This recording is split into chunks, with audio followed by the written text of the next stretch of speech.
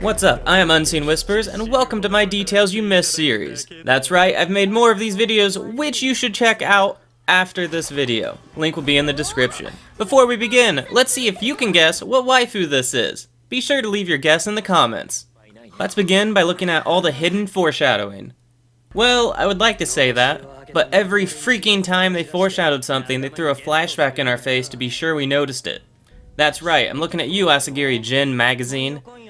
Anyway, I was able to find one instance of foreshadowing that I'm willing to bet you overlooked. To begin with, do you remember that way back in episode 2, Senku and Taiju are having a discussion about who they should revive first? When all of a sudden Senku says the following.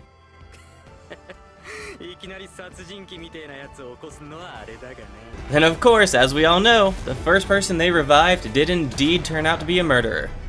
And that's about it for the foreshadowing section. Yeah, I was disappointed too.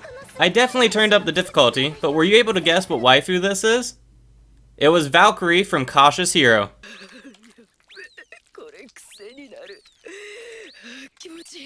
Now, onto animation mistakes and other details that really don't make any sense. Starting off strong, you will notice that in this scene, Senku is in a tree. Now, some of you might ask, how do we know this? Well, if you look right here, you will see the tree.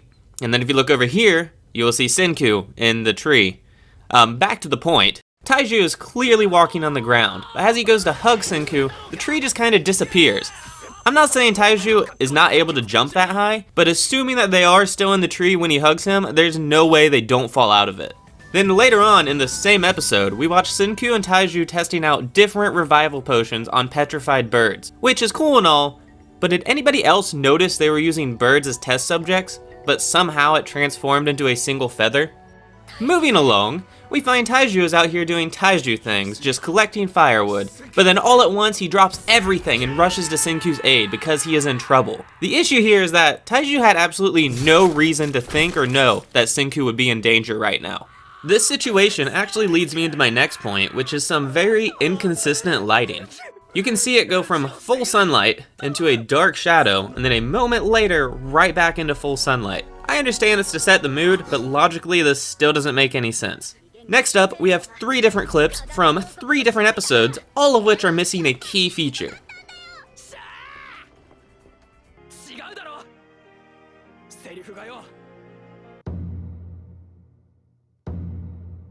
Yep, that's right, the clay forge is missing from the background in all of these scenes.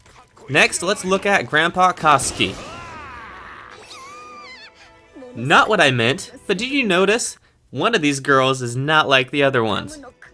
I would like to know how Grandpa Kosuke was able to make a vial on his very first attempt, seeing as how nobody took the time to explain to him what a vial should look like. Oh no, how terrifying! What would happen if Kinro falls? More than likely, absolutely nothing. Magma fell off the island during the grand bout, which is basically the same exact height, and he came back completely unscathed.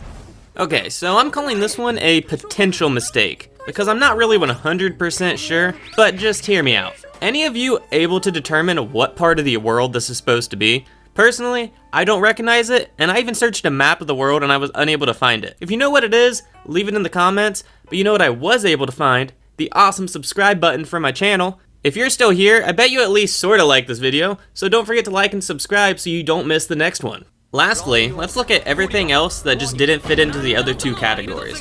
So according to Google, plastic takes roughly 1,000 years to decompose, which is why I'm calling BS on the fact that Yuzuriha still has her headband in one piece. Did Senku seriously just try to chase down a deer? He is way too smart for that, and it just seems extremely out of character. Yes, I can be an idiot, but the first time I watched this scene, I was very confused with how Kohaku survived the tree falling on top of her. It wasn't until my rewatch that I realized there's actually a crack in the ground here that she just so happened to fall into, which just so happened to indeed save her life. Time for a quick Japanese lesson. Suika literally translates to watermelon. You gotta do superhero landing. Wait for it. Superhero landing. Guys, I'd be ashamed to tell you how many times I had to rewatch this scene before I realized this torch is supposed to be an ideal light bulb. I'm really surprised they never mentioned this, but did you notice there's a hole cut in the top of the science lab to allow the chemical gases to vent outside?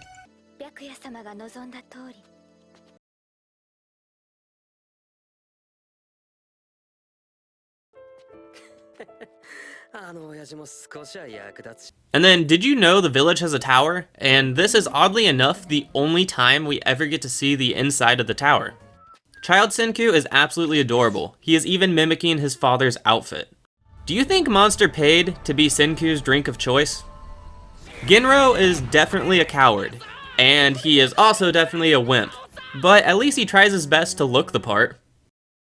Congratulations, Hyuga, you are an absolute idiot. You just killed off all your test subjects at once. Now, how will you know when it is safe to come down from the tree? Personally, I absolutely loved these character cards, but it is absolutely hilarious how Senku has the lowest attack stat, even being lower than Suika. Anybody else notice how Kohaku just straight up OK boomered her own father? Hey, you are a part of the 40 to 50% that actually finished this video. You should go check out my previous video if you haven't already. Thanks for watching, everyone. I hope to see you next time.